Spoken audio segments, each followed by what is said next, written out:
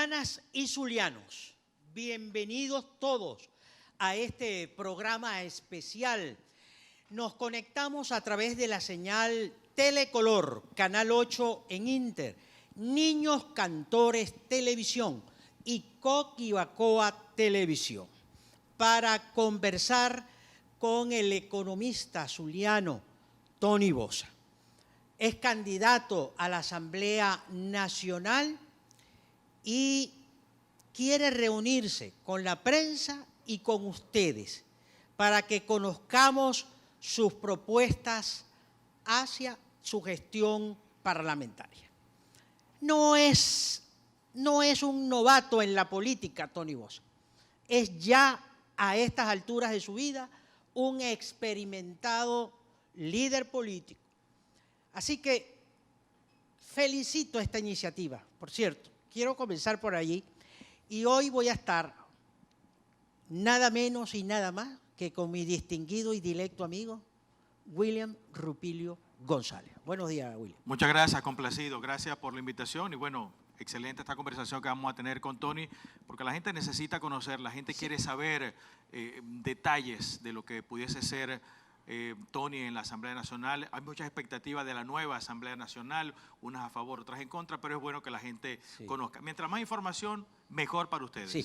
Quería felicitarlo, William. Es bueno, en primer término, por la iniciativa, ¿verdad? Los candidatos, hay candidatos que prefieren pasar bajo cuerda. Así es. ¿Ok? Yo pienso que es porque no tienen nada en la cabeza que decir ni que ofrecer. Pero bueno, mejor que no me metan un lío porque yo soy un invitado aquí. Alguien coincidirá con esa apreciación tuya, sí. Sin duda alguna. Bueno, pero vamos para que dé un mensaje inicial, un saludo inicial. Bueno, en primer lugar, darles la bienvenida a los zulianos y a las zulianas que hoy se están conectando por la televisión regional, por los canales que hizo mención Rafael Galicia. Darles las gracias a los periodistas Rafael Galicia y William Rupilio. Creo que es importante este mensaje de personas que podemos debatir cualquier tema ante el país y eso significaría para todos y cada uno tener más opción de debatir y de contrastar. Cuando uno hace una elección, Galicia, cuando uno hace una elección, Rupilio, uno tiene que tener elementos para esa elección. Yo creo que ir a un proceso electoral y no exponerse, es decir, no estar servido ante el planeta, ante el mundo, ante la ciudad, para que la gente sepa lo que uno piensa, para que la gente sepa a qué atenerse, porque es una especie de contrato social. Para que tú puedas saber que vas a ser un ciudadano ante una responsabilidad pública, es preciso que el ciudadano lo exprese, lo diga, lo exponga, lo tenga de manera escrita si es posible y en este caso la mediática nos permite hacer eso.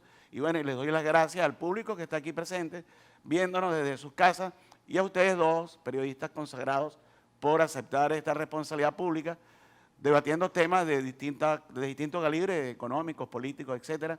Quisiera hacer mención que me acompaña mi esposa, Yorami Quintero, que también es periodista. Le encanta venir a este tipo de situaciones. Además es mi orientadora política porque tiene criterio político, así que le hago caso en muchas cosas. Gracias. Será mejor. Siempre, la voz de la mujer siempre por delante. Sí, señor. Hablabas, Tony, de un contrato y eso también para que la gente lo entienda, porque todo gobernante, todo empleado público es empleado del pueblo. Porque nosotros, con el pago de nuestro impuesto, con nuestro trabajo, se le paga el salario. Y los diputados y los concejales son la línea más directa que puede tener alguien para exponer sus problemas y que estos sean escuchados y sean resueltos. Porque eso lo dijiste también, y es bueno la humildad de algún candidato y de un diputado cuando llega, de no solamente ir a pedir el voto, sino luego que le pide el voto, estar allí con ellos, sufriendo los problemas y buscando la mejor solución, que a lo mejor no está de primera mano en ellos poder responder porque no tienen los recursos ni tienen el don de mando, pero sí está hacer la voz ante los organismos nacionales para solventar esos problemas y a veces muchos se olvidan de eso y se escudan en otras responsabilidades para no responderle a la gente que lo eligió. Eso es correcto. Fíjate que incluso nosotros hemos venido proponiendo ante el electorado, hemos hecho más de 110 asambleas, hemos venido proponiendo un método de trabajo. ¿Por qué? Porque para ser voceros, que es la palabra creo que usó Rupilio, que me parece muy correcta, hay que discutir primero con la gente para hacer la vocería de ese debate. Nosotros no estamos queriendo ser representantes del pueblo, nosotros queremos, y de hecho ya le hemos propuesto al electorado que el mismo mes de diciembre vamos a hacer una ruta de trabajo por mesa de trabajo con varios temas que tienen que ver precisamente con la tarea parlamentaria. El problema de los salarios, el problema del ahorro, de las prestaciones sociales, lo que tiene que ver con la protección al anciano, al adulto mayor, lo que tiene que ver, por ejemplo, con el sistema tributario venezolano. Queremos discutir con el pueblo cosas que en principio son complejas, pero que son, si se exponen, si se argumentan, si se estructuran de manera correcta, todo el pueblo puede acceder a ella de manera tranquila, sin ningún Una buena problema. explicación, más directo, menos semántico, porque la gente si no entiende. Sí, fíjate, por ejemplo, nosotros creemos que en el país hay una serie de leyes que tienen que ver con la protección del adulto mayor. Sin embargo, esas leyes dejan muchos vacíos. Por ejemplo, el adulto mayor, así como hay leyes de protección a la mujer, leyes de protección, por ejemplo, al maltrato animal, creo que el adulto mayor necesita que iniciativas como la que desarrollan el alcalde Willy Casanova, de protección al anciano, como que el que desarrolla el gobernador Omar Prieto con Bansur, que son iniciativas de gobernantes, no deben estar sujetos solo a la buena voluntad de los gobernantes, que puedan atender, por ejemplo, la hipertensión, la diabetes, etcétera, porque son poblaciones más vulnerables. Eso tiene que estar en la ley. Eso tiene que hacer que cada gobernante de este país, sea de la tendencia política que sea alcalde, que sea gobernador, etcétera, la ley le obliga a crear mecanismos de protección al adulto mayor que no queden sujetos a la simple voluntad. Eso en principio. También hemos planteado, por ejemplo, que el salario, que en este momento hay que decirlo públicamente y hay que aceptarlo como una responsabilidad pública, no tiene ahorita ningún signo de recuperación. Hay realmente una situación del salario que es grave y nosotros necesitamos confrontar de manera autocrítica el problema del salario para que el pueblo entienda que hay que buscar una ruta juntos, porque el problema del salario no lo vamos a resolver solo quienes están en posiciones de gobierno. Es preciso la voluntad precisamente de los empresarios. Y estamos, por cierto, queremos darle las gracias a la Cámara de Comercio del Estado Zulia. Estamos en la sede del auditorio de la Cámara de Comercio y esto nos llama también a la reflexión que tenemos que contar con el sector privado para esa recuperación económica que implique la recuperación de los salarios. Porque Rupilio y Galicia, si a alguien le puede interesar la recuperación salarial, es al empresariado. Si hay un público que tiene capacidad de compra, que tiene lo que llaman demanda agregada, eso va a impulsar la economía. Y esos son parte de los temas que queremos debatir ya desde el mes de diciembre con una agenda de trabajo. ¿Ya tienes una propuesta como economista llevar a la Asamblea Nacional de resultar ganadora el 6 de diciembre ya para hacer eso? Porque sabemos que has estado asesorando al presidente en algunos momentos, ha formado parte de ese equipo de economistas que esa materia asesoran al presidente. Sí, ya tenemos una propuesta para incrementar el salario. Hay dos elementos fundamentales. Uno, compensar, más que incremento. El incremento llegaría una vez que la economía pueda tener un nivel de estabilidad de los precios, de los productos, de la producción. Y tiene que ver con lo siguiente, es una propuesta, además debo decirlo públicamente, la hemos hecho Juan Carlos Valdés, quien me acompaña en el programa de televisión de BTV, Bosa con Valdés, y mi persona, que es un incremento de un petro, primero una compensación de un petro por persona, por salario mensual, comenzando con la administración pública y los pensionados. Entre ambos son más o menos unos 7 millones de personas. ¿De dónde salen los dineros? ¿De dónde salen los cobres, como decimos los maracuchos?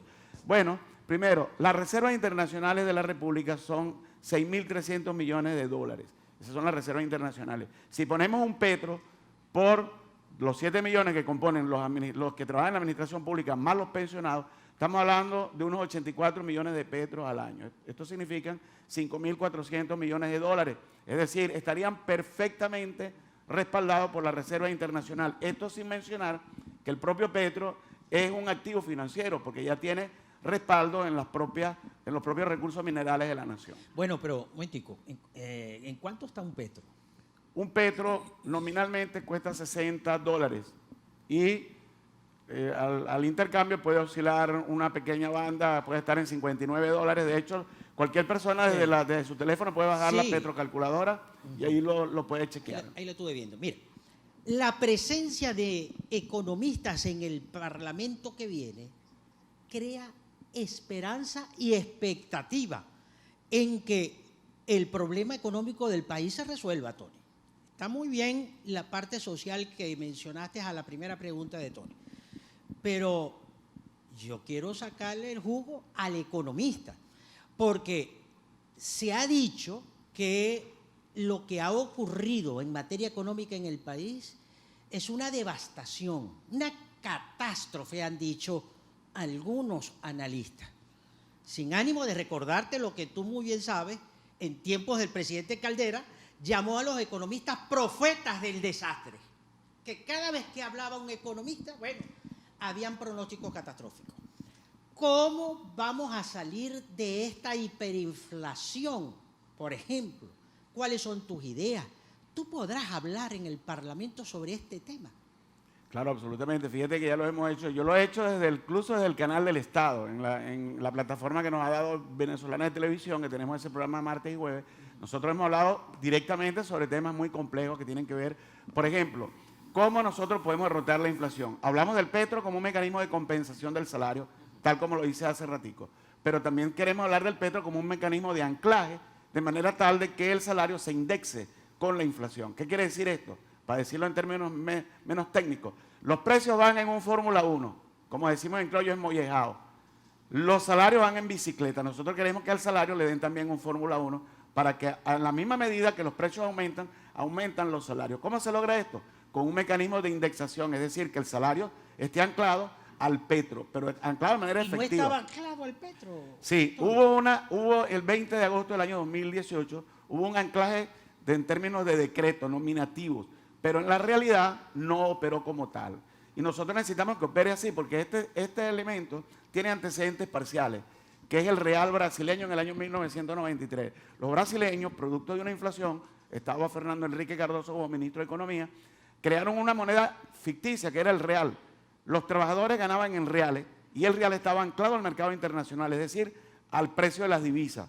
Y los trabajadores cobraban en cruceiro. Nosotros necesitamos que el trabajador venezolano tenga su salario en petros, que el petro esté anclado a cualquier divisa, yuan, dólar, euro, que la inflación no lo afecte porque va a crecer al mismo ritmo de la inflación, y eso implica indexar el salario, y eso implica que si los precios cabalgan, cabalga el salario. Si los precios corren, corre el salario, y creamos poco a poco un mecanismo de estabilización monetaria y de estabilización de los salarios. Pero, Tony, ¿no sería peligroso esa indexación? Los ejemplos que yo he visto ha sido catastrófico para las economías de los países que han tenido esa indexación, porque aquí es bien sabido que cada vez que aumenta el salario, los precios aumentan. Por eso a veces el trabajador más bien prefiere que no le aumente el salario porque van a aumentar los precios, sino que tenga capacidad de compra con ese salario que gana. No conozco alguna experiencia positiva en una indexación, porque hay un momento que los precios son insostenibles y hay que hacer un cambio económico casi total en esos países donde lo han adoptado. Bueno, te acabo de mencionar una experiencia muy positiva que es la de Brasil, que se indexó a través del real, tan positiva que Fernando Henrique Cardoso, que era ministro de Economía,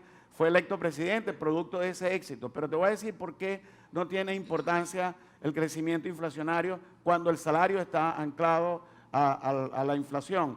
Fíjate, en los últimos 2 años, desde el año 2018 al presente, la inflación ha crecido en 1.700.000%, mientras que los salarios en un 20.000%. La diferencia es la que hace que hoy, con respecto a la canasta básica, los salarios representen una cantidad ínfima, $3, $2, de tal manera de que los precios nominales no le importarían ni al empresario ni al trabajador, sino que los salarios y los precios puedan crecer al mismo tiempo, porque incluso el trabajador podría tener estabilidad, pero el empresario podría calcular su ganancia de manera tranquila, estable. La estabilidad le conviene al sector empresarial. Y nosotros estamos seguros que operando de esa manera vamos a alcanzar una estabilidad. Tan es así que en los últimos 2 años la gente no se acuerda cuánto costaba el bolívar realmente, porque es ínfima el respaldo o el valor del bolívar con respecto a hace 2 años. La gente lo termina comparando con el dólar. ¿Por qué? Porque es el mecanismo fácil de establecer comparaciones en términos de valor real. Vamos a indexar, vamos a crear mecanismos de compensación y vamos a reconstruir la economía. Ahora, el sector privado estaría ganado a esa iniciativa. ¿Cómo la concretarías? ¿Con una ley especial? ¿Con un decreto? ¿Cómo vas a convencer al gobierno del presidente Maduro de utilizar esta vía?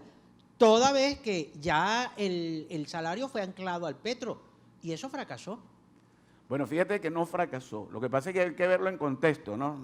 Hay que verlo en contexto. Nos están haciendo señas de dirección. Ajá. Que quieren que vayamos al corte. Bueno, vamos al corte y le voy a responder al retorno. ¿Y aquí está incluido un cafecito? También. Candidato. Sería bueno.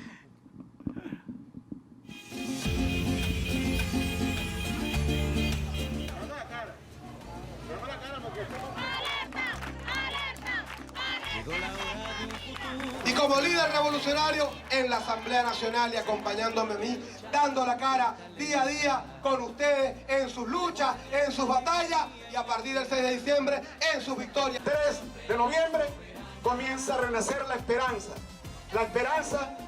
de desplazar a quienes hoy están en la Asamblea, de rescatar esa Asamblea, ponerla al servicio del pueblo, hacer leyes que permitan que nosotros podamos recuperar la capacidad adquisitiva del pueblo, el salario, el ahorro, la tranquilidad de la familia. Venezuela, digamos presente.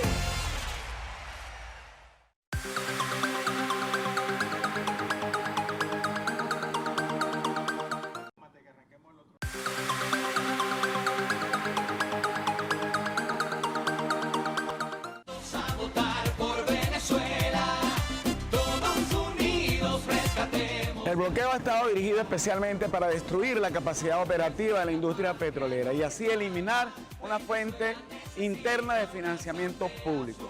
La ley antibloqueo es un poderoso instrumento para contrarrestar los efectos de las medidas coercitivas unilaterales que promueven élites políticas ambiciosas en contra de nuestro pueblo. Con la participación de todos los sectores, llevaremos esta ley antibloqueo a la Asamblea Nacional para el reimpulso productivo del país y para la recuperación del poder adquisitivo del pueblo. Todos unidos rescatemos.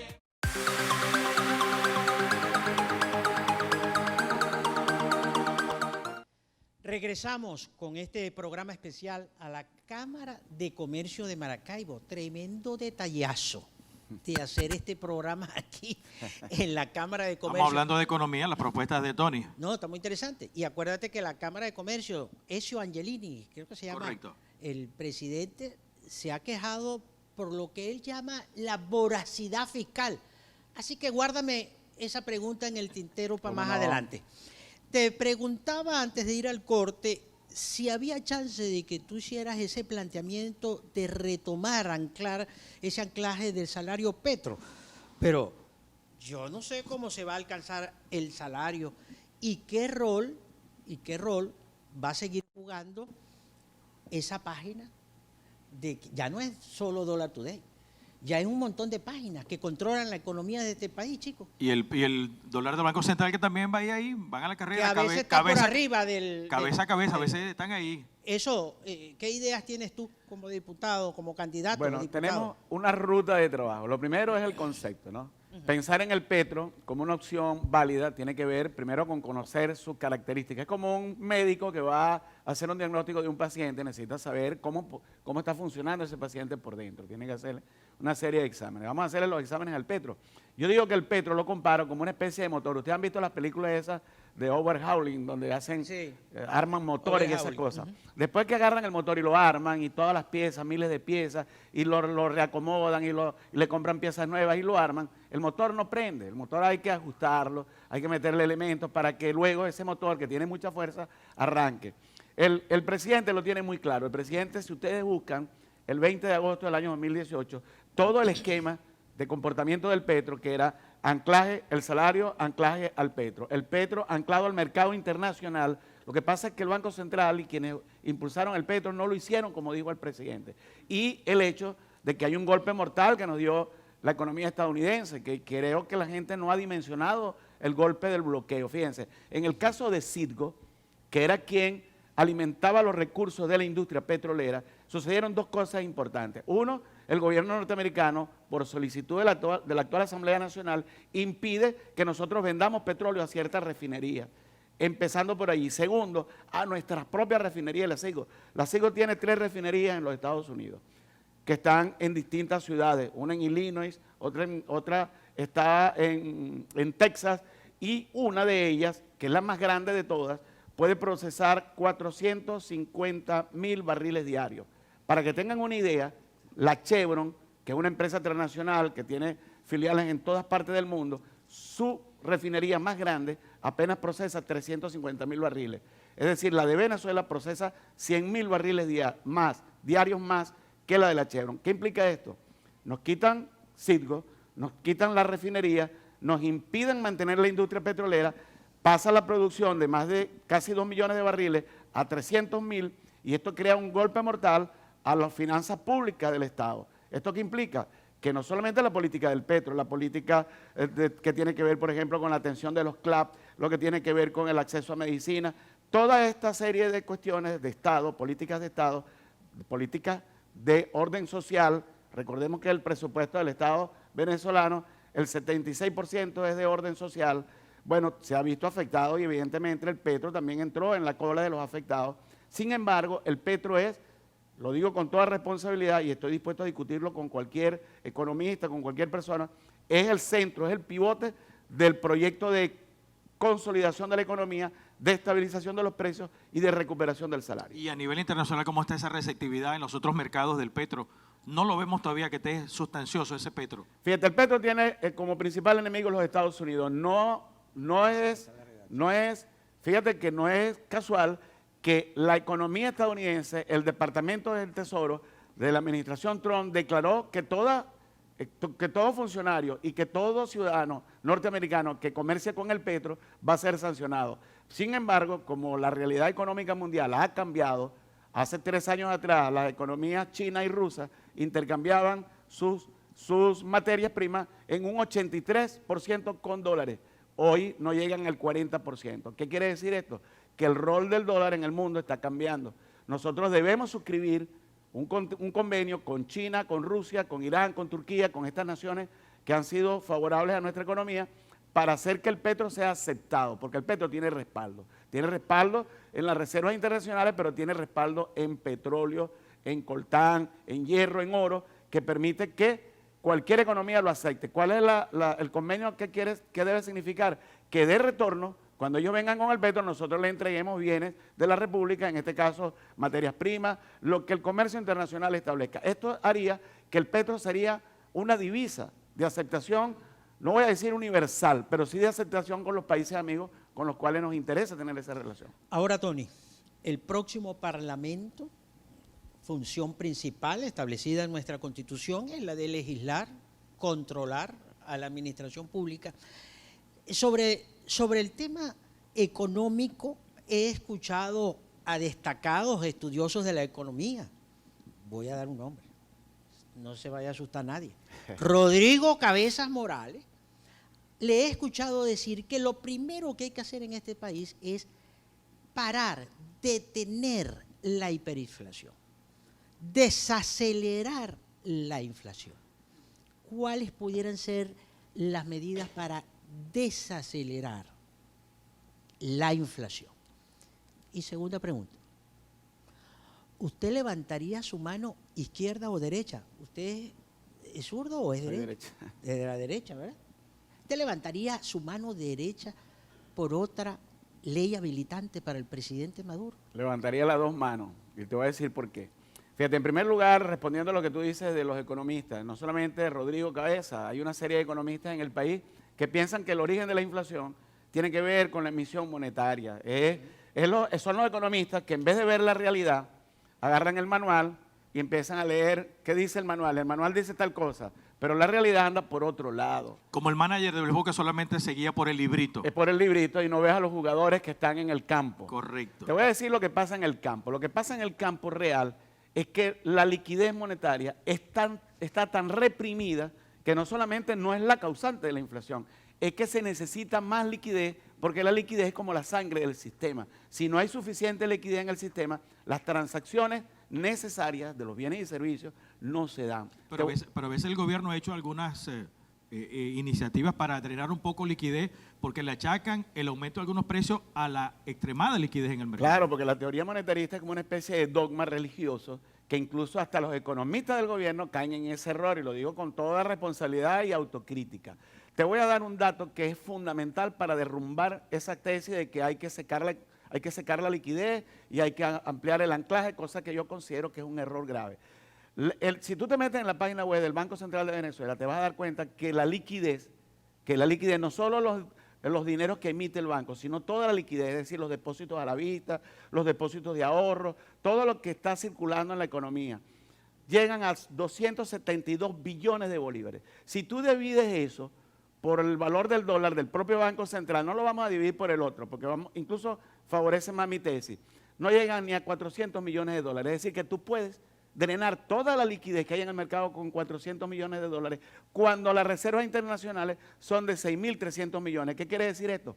Que tú puedes aumentar 15 veces la liquidez y tiene respaldo, no pasaría nada. Lo cual demuestra que Rodrigo Cabeza está equivocado, que están equivocados todos los economistas, incluyendo los que están planteando ampliar el anclaje, el encaje legal del Banco Central sobre los bancos, porque el problema no es la liquidez, el problema es la manipulación cambiaria. ¿Cómo rompemos la manipulación cambiaria? Haciendo que el petro funcione de verdad. Si el petro funciona, no importa, porque fíjate, yo ahí es culpa del Banco Central. El Banco Central no pone el precio del dólar.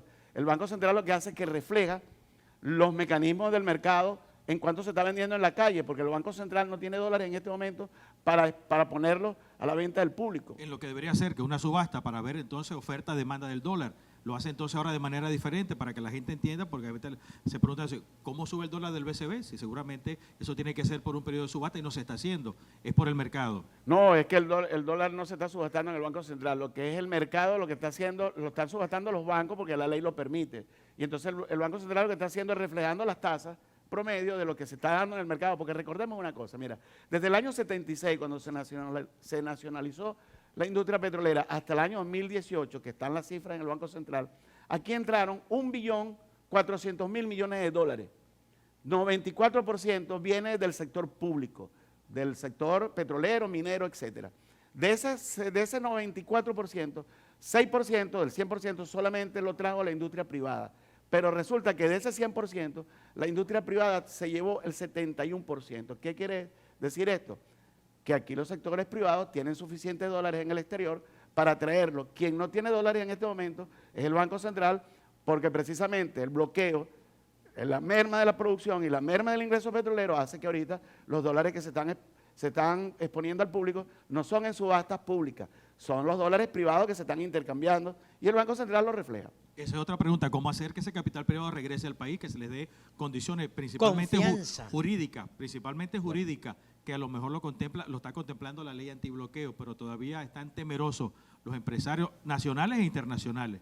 Bueno, fíjate, ahí hay que hacer una alianza con un sector empresarial que tenga vocación productiva. ¿Por qué? Porque aquí ha habido un sector que se llevó el dinero, no porque tiene inversión en el exterior, sino que simplemente aprovecharon todo el festín de dólares que había aquí, se lo llevaron y no están dispuestos a traerlo. Yo creo que hay que hacer una alianza firme, poderosa, con un sector industrial y comercial que tiene dos características. Uno, no es de maletín.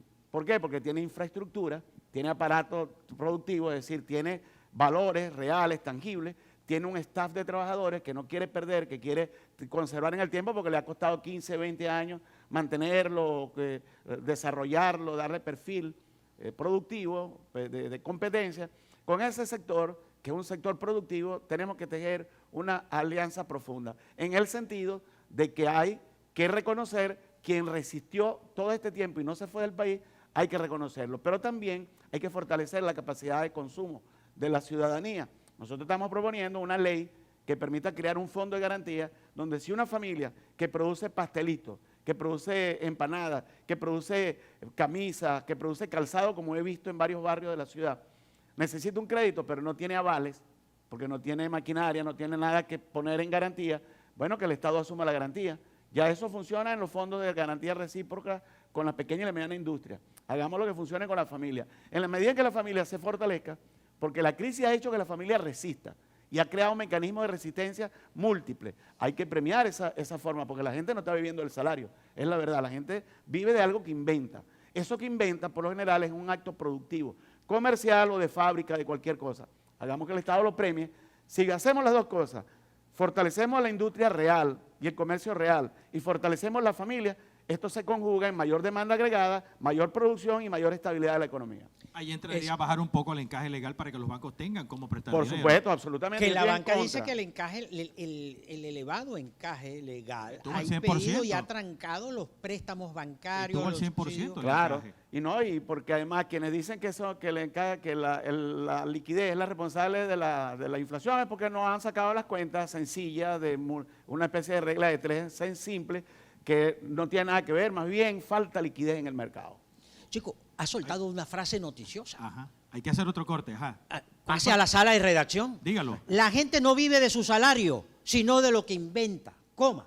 dice Correcto. Tony Bosa. Al retorno quiero que me amplíes eso y que hablemos del Zulia. ¿Qué circuito es el suyo? Séptimo. Sí, Cristo Aranza, Cecilio Acosta y Cacique Mara. El circuito de Guanipa. Exactamente. y hay que hablar de la ley antibloqueo. Me lo- Vamos a un corte. Al retorno. Ya venimos con otro café, Galicia, Tony. Por favor, No. por misericordia. No se vaya, ya venimos.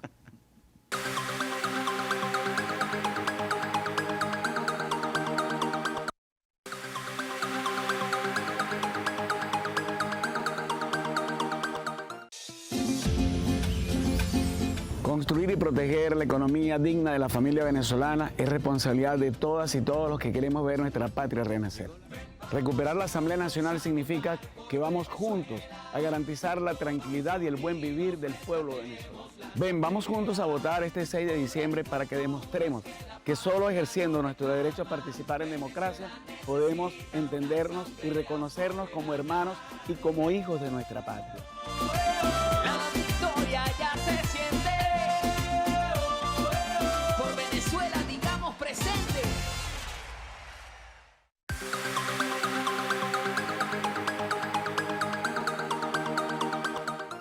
Regresamos al auditorium de la Cámara de Comercio de Maracaibo con el candidato a diputado Tony Bosa. Está exponiendo frente a ustedes, acompañado por mi colega William Rupilio, sus ideas, sus planteamientos. Quiero dedicar este segmento al Zulia. Son muchas cosas que quedan por fuera. El tema de la guerra económica, mira, esa historia la cuenta muy bien, casi persuasiva, el alcalde de San Francisco, Derwin Arrieta, pero todavía hay muchas incógnitas sobre ese asunto, porque quien gobierna es el presidente Nicolás Maduro y quien debe resolver los problemas es el gobierno del presidente Maduro. Achacar a asuntos externos los problemas internos me parece fácil. Pero mira, quería acotar el circuito donde estaba, porque el Zulia tiene una agenda de problemas que va a requerir de sus diputados en el Parlamento para solución. El tema eléctrico en stand-by, la industria petrolera paralizada, el tema del combustible ahí en donde está muy crítico. El sector del comercio y los servicios. Sí, también, Claro. que lo habíamos dicho, no se Correcto. ha contestado. No se ha contestado. Que acusa de una voracidad Eso es fiscal. correcto. Y es que no ha sido un año normal esta pandemia. Bueno, son tantas cosas, Armando, con tu capacidad de síntesis estoy seguro que nos dará tiempo. Fíjate, varias cosas, ¿no? En primer lugar, establecer aquí el criterio de que es importante acordarse, es decir, la gente está cansada del conflicto. La Asamblea Nacional no puede ser un espacio para el conflicto, tenemos que acordarnos. Hoy estamos aquí desde la Cámara de Comercio, este es un mensaje que tenemos capacidad de diálogo, de acordarnos, de buscar formas de salir adelante. Fíjate, yo entiendo que sí, que hay una necesidad de comprender la situación de actores económicos, porque hay una pandemia, pero también hay que decir la verdad. Los estudios que hacen en la CEPAL, que es un organismo en el cual Venezuela no tiene capacidad de injerencia, no puede determinar cuáles son los diagnósticos que hace, Venezuela está de último en la recaudación fiscal. Venezuela, el promedio de Latinoamérica es del 23,1% y Venezuela está en el 9%. Aquí hay países como Chile, Ecuador, Cuba, Nicaragua, Brasil que están por encima del promedio, es decir, están del 23 para arriba hasta el 42%, que es el caso de Cuba.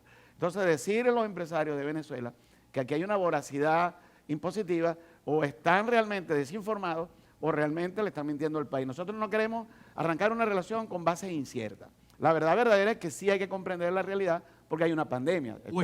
O estaban mal acostumbrados a pagar poco o no a pagar realmente lo que deberían pagar por la actividad económica. Claro, y todo el mundo lo sabe. Mira, aquí si tú te pones a ver, el sistema impositivo venezolano es parte de las cosas que tenemos que debatir, es regresivo. El propio presidente ha dicho que hagamos una reforma sustancial y no se ha hecho para que el sistema impositivo sea progresivo. ¿Qué quiere decir esto? Que apenas el 14% es impuesto sobre la renta, es decir, es impuesto de los empresarios, más los impuestos nuestros cuando nosotros estamos de funcionarios públicos que nos quitan el impuesto sobre la renta. Y el 86% es impuesto al valor agregado, es decir, es impuesto al consumo, que lo pagamos todo, pero el pobre gasta todo su dinero en consumo. El rico gasta una partecita en consumo y el resto lo puede convertir en inversión, en divisas, se lo lleva del país. Sin embargo, mi idea no es polemizar con el sector privado. Mi idea es buscar formas donde nos encontremos. ¿Dónde nos podemos encontrar? Fíjate, tú has hablado del Zulia. El Zulia llegó a ser en un momento determinado una potencia en términos parlamentarios. Desde el Zulia salieron propuestas importantes y debo decir una con toda humildad porque me toca a mí en lo personal. Nosotros sacamos de aquí la ley de asignaciones económicas especiales. De hecho, en este teatro, aquí en el teatro de la Cámara de Comercio, aquí expusimos en el año 95 por primera vez la ley de asignaciones económicas especiales. Y fíjate que fue desarrollada desde el Zulia por 3 diputados, los debo nombrar porque es la historia. Ildefonso Finol, mi gran amigo, que le envío un saludo, Noé González y mi persona. Yo el 25... Y Arias Cárdenas, que estuvo impulsando mucho sí, eso. Fíjate, eso fue en la Plaza y Bolívar. debo reconocerlo, después que estuvimos año y medio andando con una carpetica buscando firmas, y a mí me tocó en el año 1995, 28 de marzo, meterlo en la Comisión de Economía, como al año más o menos, que en ese entonces era gobernador Arias Cárdenas, él hizo una adherencia a la ley, lo dijo públicamente y la impulsó y se terminó aprobando. Recordemos que en aquel momento Arias Cárdenas coincidía con el gobierno de Caldera, tenían fórmulas coincidentes y eso ayudó también a que la ley pudiera avanzar. Y fíjate que siendo yo diputado opositor, y lo hago en comparación a lo que hacen hoy, tú nombraste al candidato que es diputado actualmente por mi circuito, que es Guanipa. Nosotros nos fuimos a pedir bloqueo, nosotros nos fuimos, y el bloqueo tiene peso. Mucha gente subestima el bloqueo tiene mucho peso en la destrucción del aparato económico y de la industria petrolera. A eso se dedicó el bloqueo. Nosotros propusimos una ley para resolver problemas de la ciudad, para resolver problemas del Estado y de toda Venezuela. Miles de obras, usted la vio, que en su cartel decía obra financiada con recursos de la ley de asignaciones económicas especiales. Hay que retomar la ley. ¿Estarías dispuesto a desempolvarlo? ¿Subiría a la tribuna de oradores del Parlamento a pedir otra vez la ley de la ley asignaciones económicas especiales? Dilo ante esas cámaras y ante todo el pueblo Y zuliano. diciendo Sí. que bastante beneficio trajo el Zulia principalmente señor. esa ley, Bueno, por los fíjate. recursos extraordinarios que se recibieron. Sí, yo creo que la ley merece una revisión y merece un relanzamiento. Por supuesto, hay nuevas realidades que hay que comprender, un Estado que es un Estado benefactor, porque hay que reconocer que uno de los pocos estados del aparato del Estado en todo el mundo que dedica un 76% de su ingreso y de su presupuesto a la inversión social, es poco común verlo. Por eso es que hoy los resultados de la pandemia han hecho menos estragos que en otros países, no porque tengamos muchos recursos, que es evidente que no los tenemos, sino porque ha habido una mayor distribución de esos recursos en función de atender la pandemia y de otros problemas sociales. Fíjate que no es casual que el índice de Gini, que es el índice de la igualdad, sea mayor en Venezuela que en otros países. Fíjate, y es importante, yo quisiera que la gente tomara nota de esto. Hoy, que estamos con problemas serios en Venezuela económicos, se están regresando más de 200.000 personas a Venezuela. La pregunta es ¿por qué? Si ellos saben que estamos viviendo una situación dura, porque además de la pandemia, que lo tiene todo el planeta, nosotros tenemos el bloqueo, que no es menor. A nosotros nos han quitado la posibilidad de ingresar a nuestro país más de 350.000 millones de dólares, según cifras de organismos que no tienen nada que ver con Venezuela, como la CELAC, por ejemplo, que es el Centro de Estudios Latinoamericanos de Geopolítica, que habla de que hemos perdido no solamente los recursos de la CITGO, no solamente por la venta del petróleo, no solamente porque nos han quitado cajas CLAP, 300.000 dosis de insulina, sino porque también resulta ser que si tenemos recursos en bancos, nos los quitan. Es lo que ha pasado con bancos en Suiza, en Alemania, en Portugal, en Estados Unidos. Entonces, no es menor el peso que tiene el bloqueo. Cuando uno dice, Nicolás Maduro tiene la posibilidad de resolver problemas, es cierto, pero también nadie quiere estar en los zapatos de un presidente que Estados Unidos le dedicó la guerra abiertamente. Pero los aliados están para resolver esos problemas, ayudar a resolver. Por supuesto, ¿o no? y los aliados nos están ayudando a resolver Rusia, los problemas. China, Turquía. Indudablemente. Y yo estoy seguro que el año que viene, que va a ser un año de recuperación económica, la relación con China, Rusia, Irán, Turquía, incluso con algunos países europeos, que estoy seguro que con el cambio de administración en Estados Unidos van a tener que cambiar la posición, porque es incómodo. ¿Cuál es la para muchos. expectativa del gobierno frente al cambio Eso Trump te iba a preguntar también. y Joe Biden? Bueno, En usted materia que económica principalmente, y también Claro. no quería perder la oportunidad de preguntarte, la idea de antibloqueo, como la ven muchos, es regresar a privatizar lo que el gobierno quitó luego de darse cuenta de que no sirvió en algunos aspectos de la economía, que tiene que centrarse en educación, en salud y en levantar el aparato productivo, entregar nuevamente empresas que